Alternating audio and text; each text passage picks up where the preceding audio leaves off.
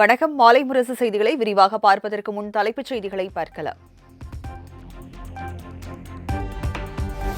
2026-27 ஆண்டுக்கான மத்திய பட்ஜெட்டை தாக்கல் செய்தார் நிதியமைச்சர் நிர்மலா சீதாராமன். நாட்டின் பாதுகாப்புத் துறைக்கு அதிகபட்சமாக 7,85,000 கோடி ரூபாய் ஒதுக்கீடு.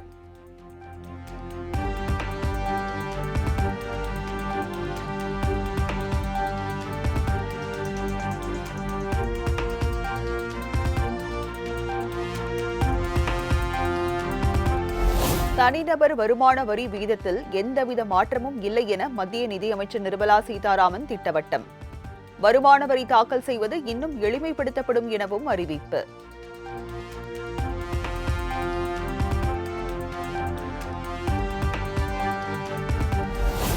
திருத்தப்பட்ட வருமான வரி கணக்கு தாக்கல் செய்வதற்கு மார்ச் 31ஆம் தேதி வரை அவகாசம் நீட்டிப்பு.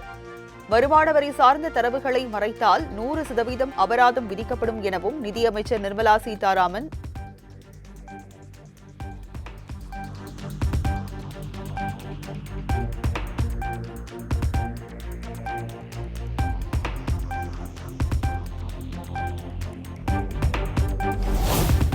தனிநபர்கள் வருமான வரி தாக்கல் செய்வதற்கு ஜூலை 31 வரை கால அவகாசம். வருமான வரி தாக்கல் செய்வது இன்னும் எளிமைப்படுத்தப்படும் எனவும் நிர்மலா சீதாராமன் தகவல்.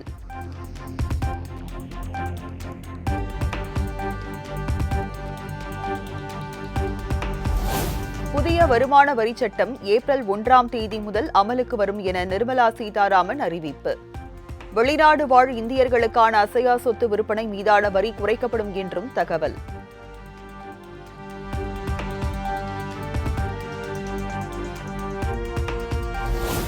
சென்னை பெங்களூரு, சென்னை ஹைதராபாத் இடையே அதிவேக ரயில்வே வழித்தடம் அமைக்கப்படும் என நிர்மலா சீதாராமன் அறிவிப்பு. நாடு முழுவதும் மேலும் 7 வழித்தடங்களில் அதிவேக ரயில்வே வழித்தடம் அமைக்கப்படும் எனவும் தகவல்.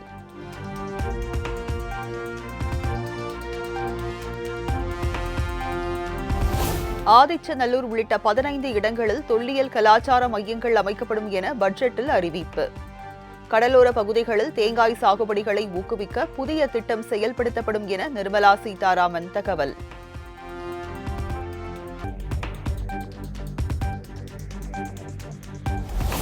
பழவேற்காடு ஏரியில் பறவைகளை கண்காணிப்பதற்காக 3 புதிய கண்காணிப்பு கோபுரங்கள் அமைக்கப்படும். பழவேற்காடு ஏரியில் பறவைகளை பார்வையிடும் சுற்றுலாவை ஊக்குவிக்க புதிய திட்டம் அறிமுகப்படுத்தப்படும் என நிர்மலா சீதாராமன் அறிவிப்பு.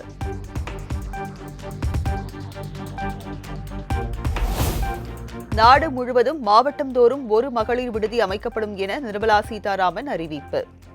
மகளிர் சுய உதவிக்குழு பெண்களுக்கு ஷீ மார்ட் என்ற பெயரில் கடைகள் அமைக்கப்படும் எனவும் அறிவிப்பு.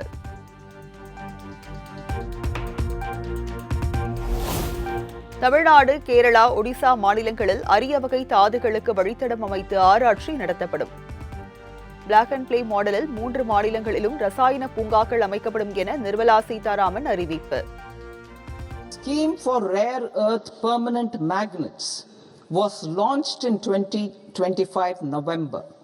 We now propose to support the mineral-rich states of Odisha, Kerala, Andhra Pradesh and Tamil Nadu to establish dedicated rare earth corridors to promote mining, processing, research and manufacturing.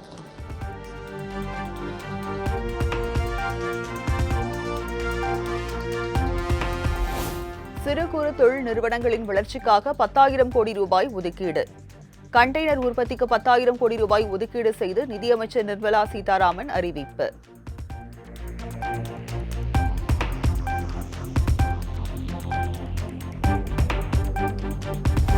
புற்றுநோய் சிகிச்சைக்கு பயன்படுத்தப்படும் 17 மருந்துகளுக்கான சுங்கவரி முற்றிலும் நீக்கம். 7 அரிய வகை நோய்களுக்கான மருந்துகளை இறக்குமதி செய்வதற்கான வரியில் விலக்கு அளிக்கப்படும் எனவும் நிர்மலா சீதாராமன் அறிவிப்பு.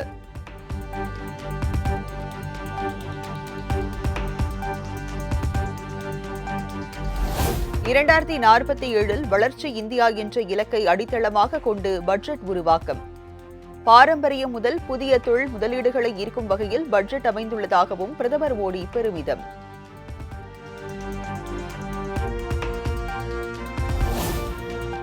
இந்தியாவில் நிலவும் உண்மையான பிரச்சினைகளை கண்டு கொள்ளாத பட்ஜெட். மத்திய அரசின் பொது பட்ஜெட் குறித்து மக்களவை எதிர்க்கட்சித் தலைவர் ராகுல் காந்தி விமர்சனம்.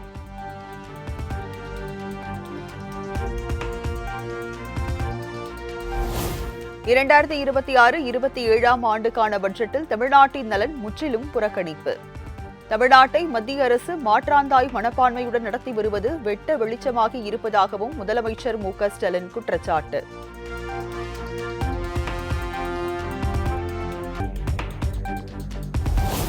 மத்திய அரசின் பொது பட்ஜெட் வருங்கால பொருளாதார வளர்ச்சியை மேலும் வலுப்படுத்தும் என இபிஎஸ் பாராட்டு. நிதி பற்றாக்குறை, பொருளாதார உற்பத்தி மதிப்பில் கடன் அளவை குறைக்கும் முயற்சிகள் வரவேற்கத்தக்கது என்றும் எக்ஸ் பதிவு.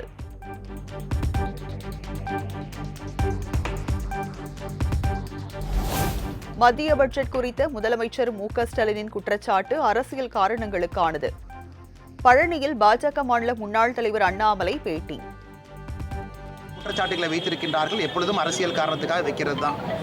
ஆனால் இந்த பட்ஜெட்டை முழுமையாக பார்க்கக்கூடிய எல்லா சொந்தங்களுக்கும் தெரியும், எல்லா ஆண்டும் எப்படி சிறப்பாக உள்கட்டமைப்பை மேம்படுத்தணுமோ இந்த ஆண்டும் அதே போல ஒரு பெரிய பட்ஜெட்டை நிர்மலா சீதாராமன் அவர்கள் கொடுத்திருக்கிறாங்க.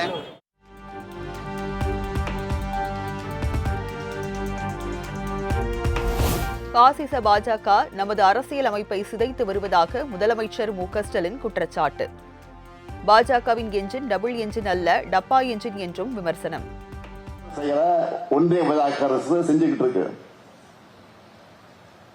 இந்திய அரசியலமைப்பு சட்டத்தோட கோட்பாடுகளை தங்களுக்கு ஏற்ற மாதிரி சிதைக்கிற வேலையில ஈடுபட்டு வராங்க. வேற்றுமையில ஒற்றுமை என்பதை அழிச்சு ஒற்றுமைத்தன்மை கொண்ட நாடா மாற்ற நினைக்கிறாங்க.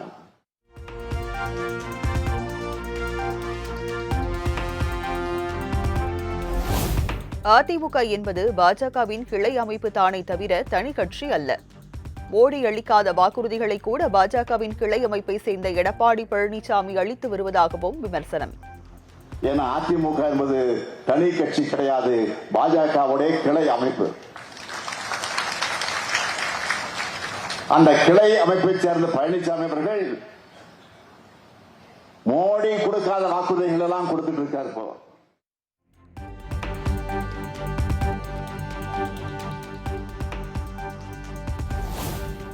இது எண்ணங்களால் சேர்ந்த கூட்டணி, எண்ணிக்கையால் அல்ல என இந்திய கம்யூனிஸ்ட் நூற்றாண்டு விழாவில் முதலமைச்சர் பேச்சு.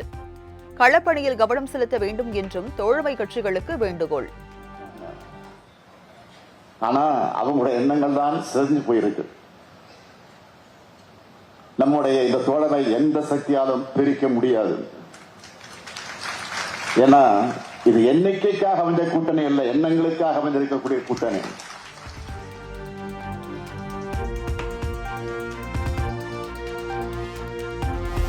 தமிழக வெற்றிக் கழகத்தின் 3ஆம் ஆண்டு தொடக்க விழா சென்னை பனையூரில் விஜய் தலைமையில் இன்று நடைபெறுகிறது.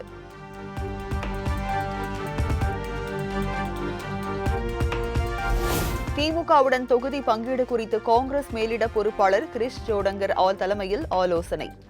சென்னையில் நடைபெற்ற ஆலோசனையில் மாநில காங்கிரஸ் கமிட்டி தலைவர் செல்வ பெருந்தகை உள்ளிட்டோர் பங்கேற்பு.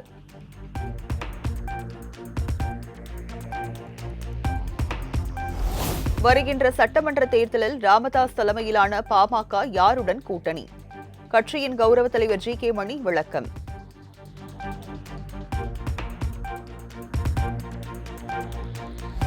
அன்புமணிக்கு மாம்பழ சின்னம் ஒதுக்கீடு செய்து தேர்தல் ஆணையம் அனுப்பிய கடிதத்தை ரத்து செய்ய கோரி உயர்நீதிமன்றத்தில் வழக்கு. பாமக நிறுவனர் ராமதாஸ் தாக்கல் செய்த வழக்கில் இன்று விசாரணை.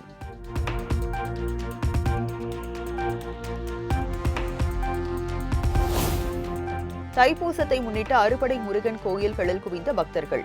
அலகு காவடி, பால்குடம் எடுத்து நேர்த்திக்கடன் செலுத்தி வழிபாடு.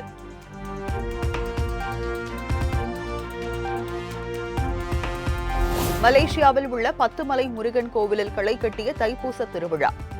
அலகு குத்தியும் காவடி எடுத்து வந்தும் முருகப்பெருமானை வழிபட்ட ஆயிரக்கணக்கான பக்தர்கள்.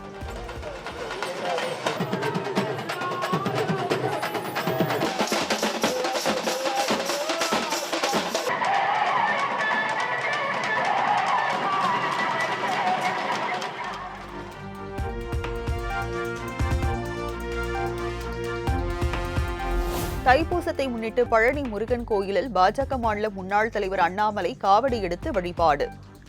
ராஜா பூரண நலம் பெற வேண்டி படியேறியதாக பேட்டி. பாரதிய ஜனதா கட்சியினுடைய மூத்த தலைவர், தர்ம போராளி, கட்சிக்காக நிறைய இழந்திருக்கிறாரு, கட்சியினுடைய வளர்ச்சிக்காக நிறைய பாடுபட்டிருக்கிறாங்க. அதனால் இந்த ஆண்டு எல்லா வேண்டுதலோடு ஐயா ஹெச் ராஜா அவர்கள் பூரண நலம் பெற்று விரைவில் வீடு திரும்பி பாரதிய ஜனதா கட்சிக்கு தன்னுடைய முழு உழைப்பையும் கொடுப்பார் என்கின்ற பெரிய வேண்டுதலை முருகருவானுக்கு வைத்திருக்கின்றோம். நிச்சயமாக அண்ணனும் திரும்ப 100% குணமாகி வருவார் என்கின்ற முழு நம்பிக்கை இருக்கு.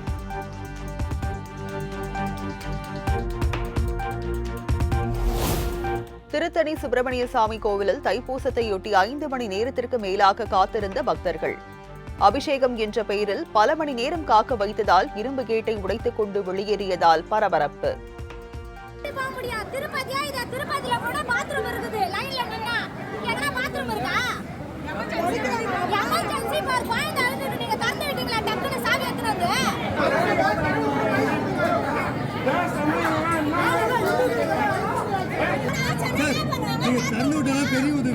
மூச்சு தண்ணுறதுன்றாங்க.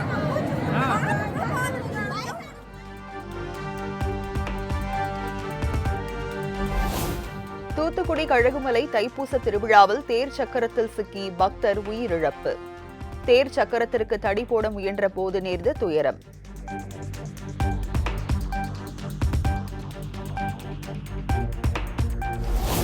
திருவண்ணாமலை அண்ணாமலையார் கோயிலில் பௌர்ணமி கிரிவலம் முடிந்து ரயில் நிலையத்தில் குவிந்த ஆயிரக்கணக்கான பக்தர்கள். ரயில்களில் ஒருவருக்கொருவர் முண்டியடித்தபடி ஏறியதால் பரபரப்பு.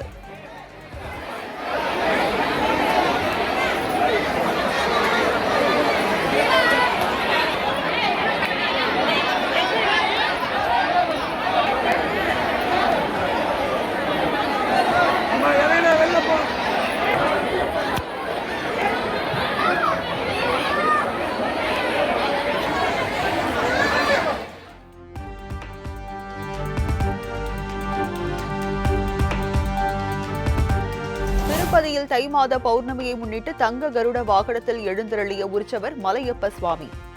மாட வீதிகளில் காத்திருந்த பல்லாயிரக்கணக்கான பக்தர்கள் கோவிந்தா கோவிந்தா என பக்தி முழக்கத்துடன் சாமி தரிசனம்.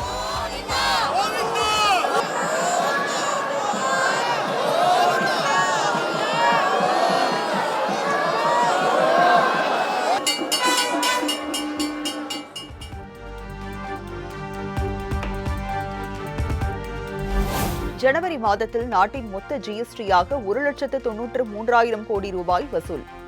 முந்தைய ஆண்டு ஜனவரி மாதத்துடன் ஒப்பிடும்போது 6.2% அதிகம் என மத்திய நிதி அமைச்சகம் தகவல்.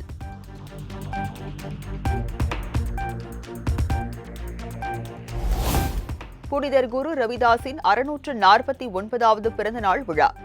ஜலந்தரில் உள்ள அவரது உருவப்படத்திற்கு மரியாதை செலுத்தினார் பிரதமர் மோடி.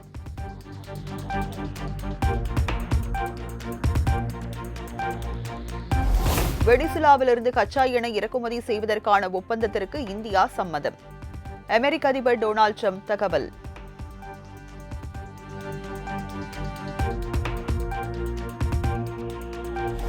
சத்தீஸ்கர் மாநிலம் பிலாஸ்பூரில் வீட்டிற்குள் திடீரென வெடித்து சிதறிய உயரழுத்த நீர்க்குழாய்.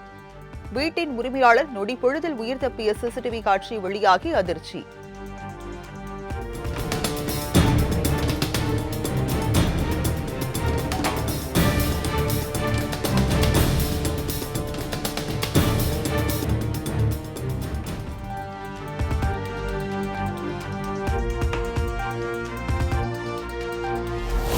ஈரான் மீது அமெரிக்கா போரை தொடங்கினால் அது வெறும் ஈரானுடன் மட்டும் முடிந்துவிடாது, முழு பிராந்திய போராக உருவெடுக்கும் என ஈரானின் உச்ச தலைவர் காமேனி எச்சரிக்கை.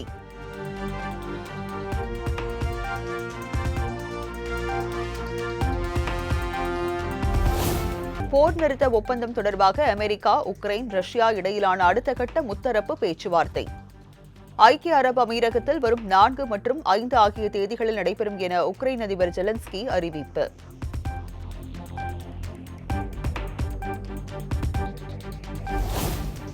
சிலி நாட்டின் சாண்டியாகோ நகரில் கொட்டி தீர்த்த கனமழையால் திரும்பிய பக்கமெல்லாம் வெள்ளக்காடு. ஆங்காங்கே நிறுத்தப்பட்டிருந்த கார் உள்ளிட்ட வாகனங்கள் தண்ணீரில் அடித்து செல்லப்பட்டதால் மக்கள் பாதிப்பு.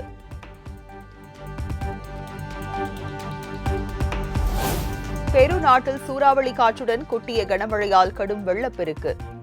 இடுப்பளவு மழைநீர் அனைத்து பகுதிகளையும் கபளீகரம் செய்ததால் மக்கள் பாதிப்பு.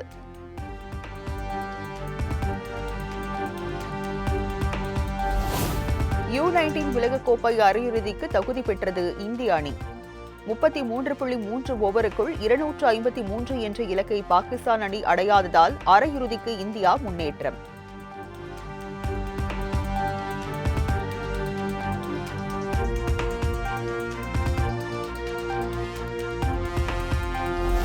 பாகிஸ்தானுக்கு எதிரான T20 போட்டியில் 111 ரன்கள் வித்தியாசத்தில் தோல்வியை தழுவிய ஆஸ்திரேலியா 3-0 என்ற கணக்கில் ஆஸ்திரேலியாவை ஒயிட் வாஷ் செய்தது.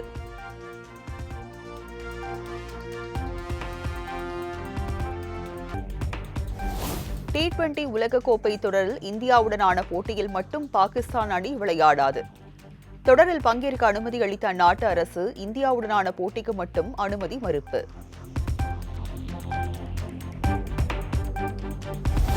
ஆஸ்திரேலிய ஓபன் டென்னிஸ் தொடரில் முதன்முறையாக சாம்பியன் பட்டம் வென்றார் ஸ்பெயின் வீரர் கார்லஸ் அல்கராஸ். முன்னணி வீரர் ஜோகோவிச்சை வீழ்த்தி 7வது கிராண்ட் ஸ்லாம் பட்டத்தை கைப்பற்றி சாதனை.